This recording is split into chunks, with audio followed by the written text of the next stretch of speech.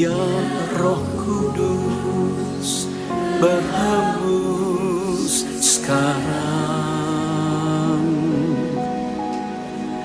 berhembus. Puji Tuhan, haleluya. Bersyukur kepada Tuhan, kami boleh berjumpa lagi di dalam Tuhan Yesus Kristus. Dan pada malam hari ini, malam yang keempat, kami boleh memperingati hari kenaikan Tuhan Yesus Kristus lewat doa 10 malam. Dan sebelum kami akan memulaikan ibadah kami, mari kita berdoa. Ya Allah, Bapa yang bertata dalam kerajaan surga, terima kasih Tuhan, Engkau sungguh baik Tuhan dalam kehidupan kami Bapa. Pada malam hari ini Tuhan, kami akan memulaikan Tuhan peribadatan kami Tuhan. Kiranya Engkau Tuhan mau memberkati setiap kami Tuhan, dan kiranya Tuhan dimanapun kami pergi dan berada Tuhan, Engkau selalu lawati kami Tuhan dengan kuasa Roh-Mu Bapa. Berkati kami Tuhan yang dalam malam hari ini Tuhan akan melayani Bapa, kiranya Engkau penuhi kami dengan kuasa Roh-Mu Bapa. Terpujilah akan Engkau Bapa, hanya di dalam nama Tuhan Yesus Kristus yang adalah Tuhan dan Juru Selamat kami yang hidup. Haleluya, amin. Kita akan buka ibadah kami dengan pujian yang girang-girang. Haleluya.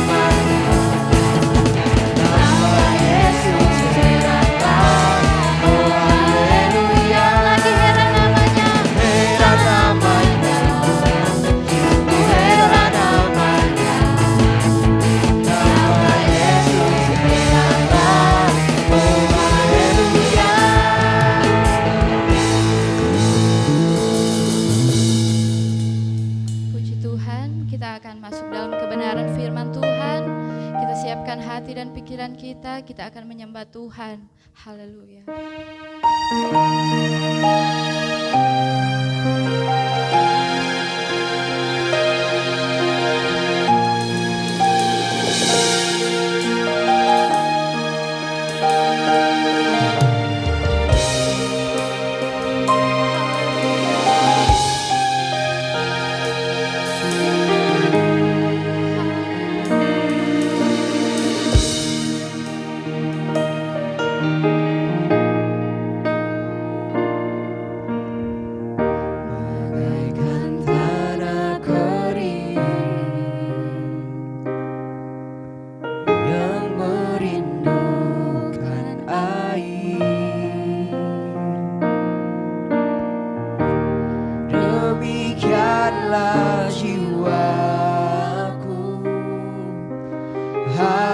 akan Engkau.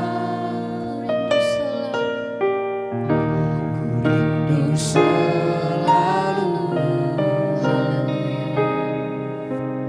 hadirmu di hidupku,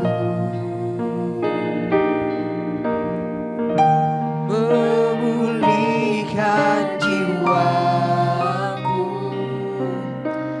hapuskan air mataku, mengalirlah kuasa Roh Kudus, mengalirlah di tempat ini, mengalirlah, oh Roh Kudus, pulihkan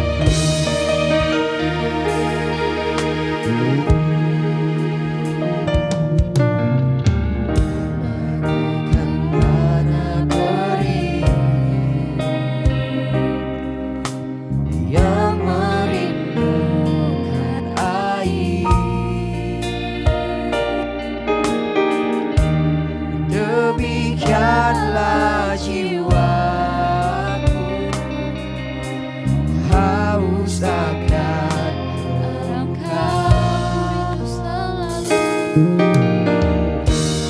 Rindu selalu hadirmu di hidupku, memulihkan jiwa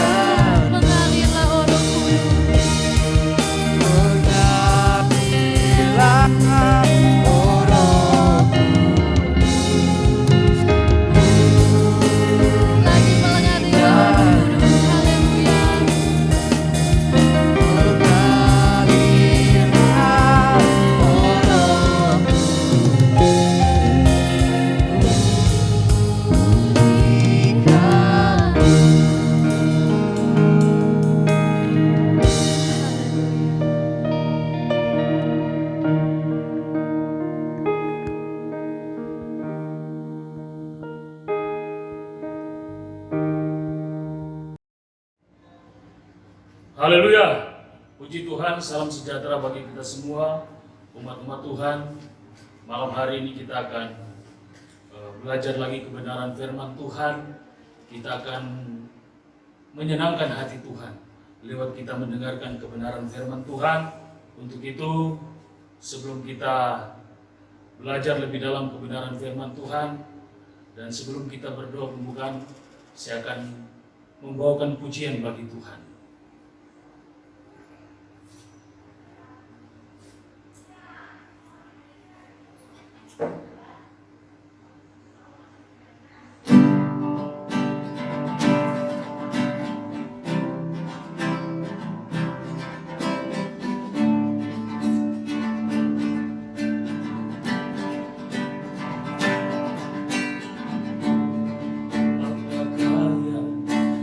Ku beri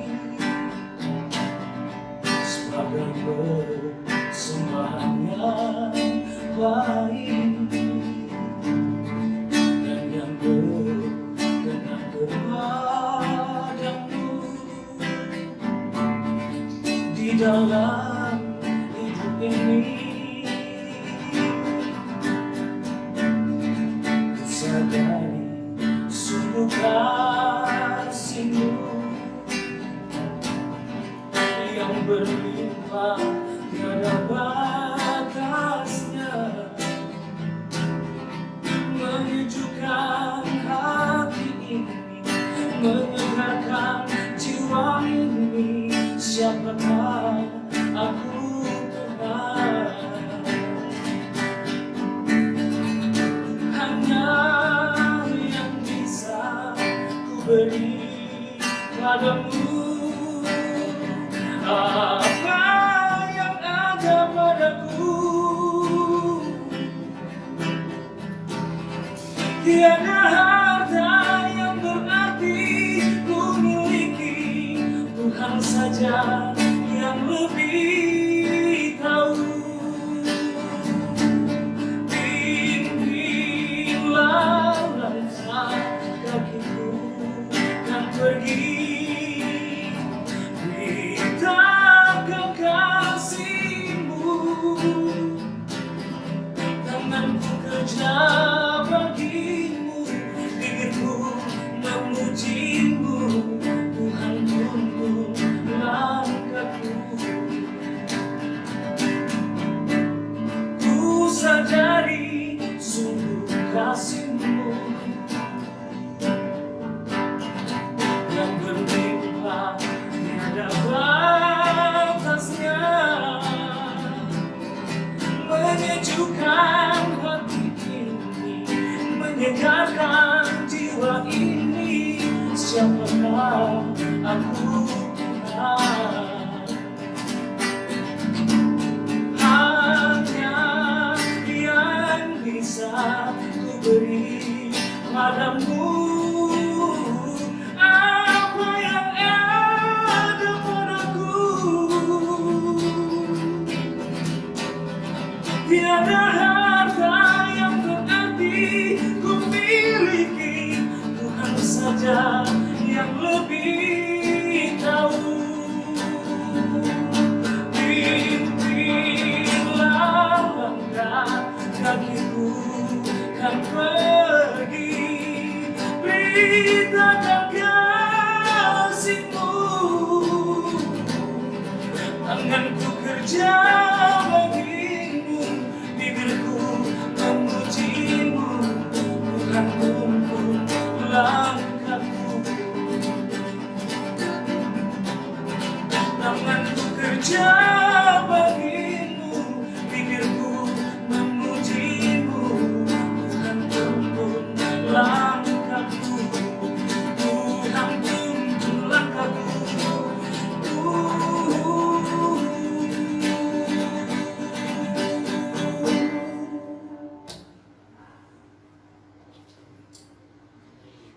Bapak Ibu yang dikasihi Tuhan Yesus Kristus, pujian tadi kiranya memberkati kita semua. Dan saat ini kita akan belajar kebenaran firman Tuhan. Tapi sebelum itu kita berdoa. Bapa Surgawi, Bapa yang bertahta di setiap pujian penyembahan kami, Bapa yang berdaulat atas kehidupan kami, malam hari ini kami bersuka cita atas kasih anugerah Tuhan dalam kehidupan kami, di mana Tuhan masih memberi kami kesempatan untuk menikmati akan lawatan-Mu Tuhan, untuk bisa Tuhan mendengarkan kebenaran firman-Mu. Untuk itu Bapa, siapakah kami ini Tuhan? Kami manusia yang penuh dengan kelemahan, penuh dengan keterbatasan, penuh dengan dosa dan salah di hadapan hadirat-Mu. Untuk itu Bapa, sebelum kami duduk sehidangan dengan Engkau, menikmati akan firman-Mu, Bapa, layakkan kami, ampuni segala dosa dan pelanggaran kami. Pakai bibir mulut hamba-Mu untuk dapat berkata-kata sesuai dengan seturut kehendak firman-Mu. Berdaulatlah atas kehidupan kami, ambil alih dan pegang kendali setiap intimidasi, kuasa kegelapan yang coba-coba mengganggu konsentrasi kami malam ini. Kami berdoa tinggi dalam nama Yesus Kristus. Biarlah Engkau sendiri yang akan mengurapi kami semua yang ada, baik kami yang akan berbicara maupun jemaat Tuhan yang sedang mendengarkan siaran ini. Di dalam nama Tuhan Yesus, haleluya, amin. Puji Tuhan, saudara-saudara yang kekasih di dalam Tuhan, malam hari ini kita belajar lagi kebenaran firman Tuhan yang saya ambil di dalam perjanjian lama di kitab Hagai. Hagai 1 ayat yang keempat. Hagai 1 ayat yang keempat dengan perikop dari Lembaga Alkitab Indonesia, ajakan untuk membangun kembali bait suci. Ayat yang keempat, apakah sudah tidak tiba waktunya bagi kamu untuk mendiami rumah-rumahmu yang dipapani dengan baik, sedang rumah ini tetap menjadi reruntuhan?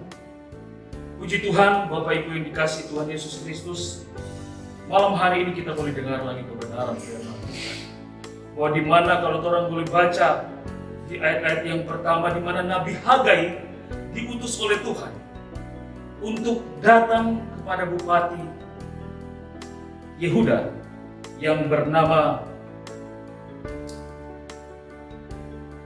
Zerubabel bin Shealtiel dan kepada Imam Yosua bin Yosadak, di mana Tuhan mengutus Nabi Hagai ini untuk datang menegur akan bupati dan imam untuk bagaimana mereka membangun kembali bait suci, bait Allah yang sudah menjadi reruntuhan. Karena Tuhan melihat bahwa mereka sibuk dengan urusan duniawi mereka. Mereka sibuk dengan hal-hal yang berbau duniawi. Sehingga Tuhan mengutus Nabi Hagai ini untuk datang menegur bupati dan imam Yehuda pada saat itu. Dan di ayat 4 yang Tuhan boleh baca tadi, apakah sudah tiba waktunya bagi kamu untuk mendiami rumah-rumahmu yang dipapani dengan baik, sedang rumah ini tetap menjadi reruntuhan. Nah, saudara yang kekasih di dalam Tuhan Yesus Kristus, dalam kehidupan kita sebagai anak-anak Tuhan, dalam pengiringan kita kepada Tuhan, kita banyak kali atau sering kali lupa, bahkan lalai dalam kita beribadah, dalam kita mengiring akan Tuhan, dalam kita membangun bait Allah yang ada di dalam tubuh kita, yang notabene adalah kita sendiri. Kita sibuk dengan pekerjaan-pekerjaan duniawi kita. Memang itu adalah berkat yang Tuhan berikan dalam kehidupan kita, saudara. Tetapi kebanyakan berkat itu yang menjadi alasan bagi kita. Alasan bagi kita untuk menghindar, bahkan untuk menjauhkan diri dari peribadatan-peribadatan yang sering dibiasakan oleh orang. Nah, saudara yang kekasih di dalam Tuhan, kalau kita melihat akan saat ini di mana pandemi corona, banyak sekali perusahaan-perusahaan, baik itu swasta, perusahaan-perusahaan nasional yang tutup, yang mengurangi pekerjanya untuk tidak bekerja di kantoran lagi dan hanya bekerja di rumah. Bahkan kita melihat di instansi-instansi pemerintahan yang notabene merumahkan, bukan arti memecat, tidak, tetapi bekerja dari rumah ASN tersebut, sehingga tidak lagi ada interaksi dengan banyak orang. Nah ini sebenarnya kalau kita melihat akan hal ini, ada maksud Tuhan di balik kejadian ini, saudara yang kekasih. Di mana yang dahulu, kalau mau dibilang orang yang bekerja banyak beralasan. Banyak beralasan, oh aduh terlambat kok gara-gara ini dan itu. Oh karena pokoknya banyak alasan yang klasik yang orang boleh dengar. Tetapi kenapa Tuhan izinkan ini terjadi? Bukan menghukum orang sebagai anak Tuhan, tidak. Tetapi Tuhan mau orang membangun kembali bait Allah yang sudah dibiarkan lama. Orang hanya sibuk membangun orang rumah yang berada di dunia yang sebenarnya tidak kekal. Orang sibuk membangun orang karir. Orang sibuk membangun orang jabatan. Yang notabene itu semua karena pemberian Tuhan, saudara. Nah malam hari ini kita belajar kebenaran firman Tuhan. Di mana Tuhan mau, ini kesempatan yang Tuhan berikan bagi kita. Karena apa? Tidak ada alasan lagi. Orang lebih banyak di rumah. Lebih banyak melakukan hal-hal pekerjaan di rumah. Dan notabene orang lebih banyak berinteraksi dengan orang rumah. Nah Tuhan mau bagaimana orang hidup mau benar-benar berserah penuh kepada Tuhan. Banyak sekali waktu yang orang mau berikan kepada Tuhan. Dan tidak ada alasan lagi, karena pekerjaan dan segala macam. Nah ini yang terjadi kepada bangsa Yehuda pada saat itu. Sehingga Tuhan mengutus Nabi Hagai untuk menegur bangsa ini.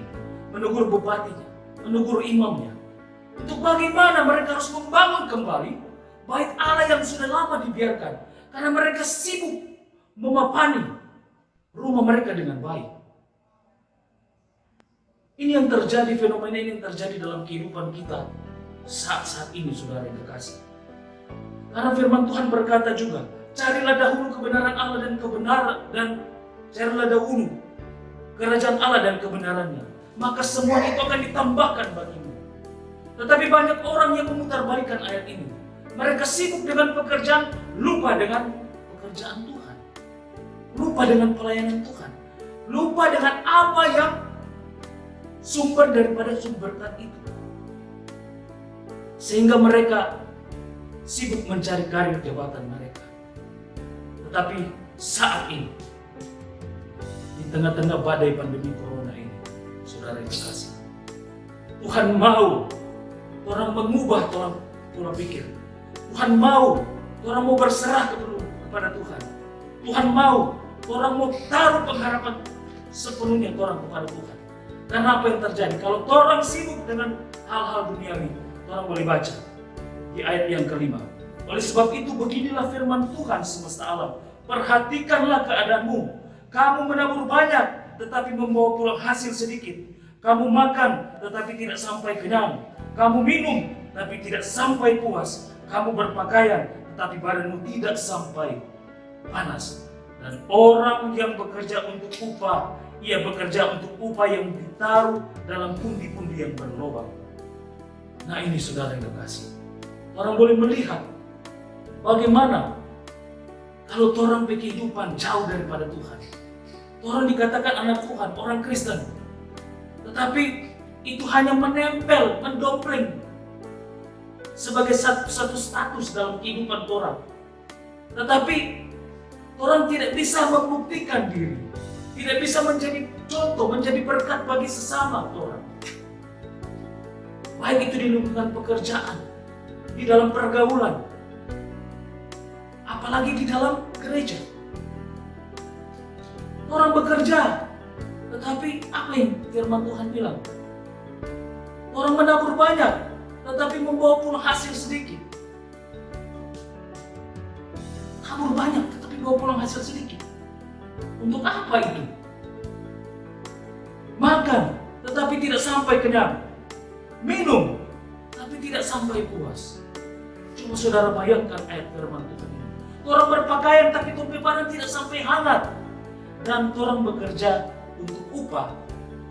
Bekerja untuk upah yang ditaruh dalam pundi-pundi yang berlubang. Artinya, semua yang orang lakukan tanpa campur tangan Tuhan, sia-sialah itu semua, saudara kasih. Apa yang orang lakukan tapi tidak melibatkan Tuhan dalam pekerjaan orang, dalam segala aspek kehidupan orang, sia-sia. Tidak ada gunanya. Firman Tuhan berkata demikian. Tetapi kalau orang boleh lihat, saudara yang kekasih, ketika Nabi Hagai menegur bupati dan juga imam, mereka sadar akan apa yang mereka lakukan selama ini. Mereka lalai dengan apa yang mereka lakukan selama ini. Dan mereka mulai bangkit. Kalau orang baca di ayat 12 yang bagian C dibilang, lalu takutlah bangsa itu kepada Tuhan. Maka berkatalah Hagai untuk utusan Tuhan itu menurut pesan Tuhan kepada bangsa itu. Demikian, aku ini menyertai kamu. Demikianlah firman Tuhan. Ayat 14, Tuhan menggerakkan semangat Zerubabel bin Saltiel, bupati Yehuda, dan semangat Yesua bin Yosadak, imam besar, dan semangat selebihnya dari bangsa itu. Maka datanglah mereka lalu melakukan pekerjaan pembangunan rumah Tuhan semesta alam mereka. Nah, saudara yang kekasih, pertanyaan yang besar dalam kehidupan kita, maukah kita memberi diri, maukah kita membuka hati untuk Tuhan datang berkarya dalam kehidupan kita, mengubah kebiasaan kita yang lama? Maukah kita membiarkan Roh Allah yang kudus turun dalam kehidupan kita, memperbarui kehidupan cara hidup kita yang lama? Karena saat-saat ini, orang umat-umat Tuhan, setelah orang merayakan kenaikan Tuhan Yesus Kristus, biasanya orang melakukan doa 10 malam untuk menanti-nantikan ketuanan Roh Kudus. Mari orang minta kehidupan orang tuntun dipimpin oleh Roh, sehingga orang apa yang kebiasaan lama yang orang biasa lakukan dalam kehidupan orang, biarlah Roh Kudus yang mengubah, sehingga orang dapat menanggalkan manusia lama, kebiasaan lama orang, dan orang hidup baru, menjadi manusia baru, hidup dalam pertobatan di dalam Tuhan. Puji Tuhan. Tuhan tidak melihat fisik, tetapi Tuhan melihat hati kita. Tuhan tidak memandang fisik, tetapi Tuhan mau melihat bagaimana kita mau berkomitmen dengan Tuhan. Hidup berkomitmen dengan Tuhan, sehingga orang terus diperbarui hari lepas hari bersama dengan Tuhan. Saya yakin bersama dengan Tuhan kita pasti bisa melakukan perkara-perkara yang besar. Kita cakap melakukan hal-hal yang luar biasa karena ada Roh Allah yang menuntun kita. Puji Tuhan. Inilah firman Tuhan. Kita akan tutup di dalam doa. Kita berdoa. Bapa, terima kasih atas kebaikan-Mu dalam kehidupan kami. Terpuji-pujilah Engkau Tuhan, Allah Bapa kami dalam surga. Kami bersyukur malam hari ini. Kami boleh belajar, kami boleh ditegur dengan kebenaran firman Tuhan. Firman Tuhan yang memerdekakan kami, yang menuntun jalan kehidupan kami. Sehingga ketika kami berjalan, kami tidak akan hilang arah. Kami tidak akan menyimpang ke kanan dan ke kiri. Tetapi firman-Mu yang terus menuntun kami menuju kepada kebenaran. Bapa, mungkin selama ini kami telah sibuk dengan urusan duniawi tanpa memikirkan urusan rohani kami, Tuhan. Untuk itu Bapa, barui hati kami. Melalui wabah yang ada ini, kami ingin diubahkan, kami ingin dimampukan, kami ingin dikuatkan iman percaya kami. Tambah-tambahkan iman percaya kami, Tuhan. Untuk Tuhan terus maju di dalam Tuhan, setia di dalam Tuhan, cakap melakukan pekerjaan Tuhan. Biarlah nama-Mu dipuji, dipermuliakan dalam kehidupan kami. Materaikan firman ini menjadi bagian yang terindah bagi kami semua yang mendengarkan, baik saudara-saudara, ibu bapak yang ada di rumah, maupun hamba-Mu yang sedang bercakap-cakap pada malam hari. Terima kasih Bapa, biarlah ini menjadi bagian yang terindah yang kami boleh pegang, terpatri dalam tanah hati kami yang paling baik. Terima kasih Tuhan. Inilah doa syukur kami Bapa. Di dalam nama Tuhan Yesus Kristus. Haleluya. Amin. Puji Tuhan, demikian firman Tuhan. Tuhan Yesus memberkati kita semua. Haleluya.